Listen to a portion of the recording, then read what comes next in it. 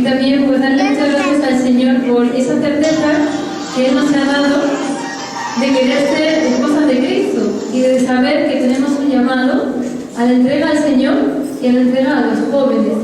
Y simplemente pues invitarles a que, como decíamos, nosotros somos esposas de Cristo, madres de almas y misioneras del amor.